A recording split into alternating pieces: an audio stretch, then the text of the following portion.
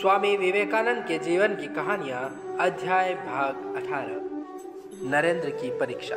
रामकृष्ण परमहंस ने नरेंद्र की परीक्षा लेने के लिए ऐसा भाव अपनाया कि वे नरेंद्र के दक्षिणेश्वर आने पर उनकी और तानिक भी ध्यान नहीं देते थे, न उनके गीत सुनते न ही बातचीत करते। नरेंद्र ने भी अब इसकी कोई परवाह नहीं की। वे दक्षिणेश्वर आते और शिष्यों से हंसकर बोलकर लौट जाते। प्रताप चंद्र हाजरा ने नरेंद्र की काफ़ी घनिष्ठता हो गई थी। इस तरह नरेंद्र को वहां आते आते करीब 1 माह हो गया। एक दिन हाजरा से बात करने के पश्चात नरेंद्र कुछ देर के लिए रामकृष्ण के पास जाकर बैठ गए।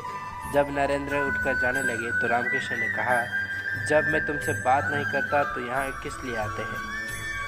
नरेंद्र ने शांत भाव से कहा, आपको चाहता हूँ इसलिए देखने आता हूँ, आपकी बातें सुनने नहीं आता। नरेंद्र का उत्तर सुनकर रामकृष्ण आनंद से गद हो उठे। नरेंद्र अपने प्रति रामकृष्ण का इतना प्रेम देखकर एक दिन नरेंद्र ने उनसे उपहास करते हुए कहा, पुराण में लिखा है, एक राजा दिन रात अपने पालित हिरण की बात सोचते सोचते मृत्यु को प्राप्त हुआ और अगले जन्म में हिरण बना।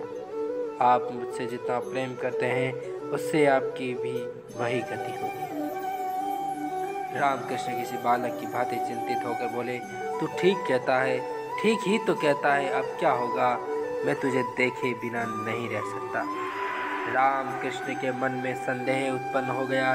वे तुरंत काली मंदिर में माँ के पास गए और कुछ क्षण बाद हंसते हुए लौट आए। उन्होंने नरेंद्र से कहा, अरे मूर्ख, मैं तेरी बात नहीं मानूंगा। माँ ने कहा है तू नरेंद्र को साक्षात नारायण मानता है, इसलिए प्रेम करता है। जिस दिन उससे भीतर नारायण नहीं देखेगा उस दिन उसका मुख देखने की भी तुझे इच्छा नहीं होगी। जिन दिनों नरेंद्र की भेंट रामकृष्ण से हुई तब वे FA की परीक्षा दे रहे थे। तब तक उन्होंने पाश्चात्य न्यायियों के मनवाद का अध्ययन कर लिया था। दक्षिणेश्वर जाते आते समय भी उन्होंने विज्ञान तथा पाश्चात्य दर्शन का अध्ययन जारी रखा।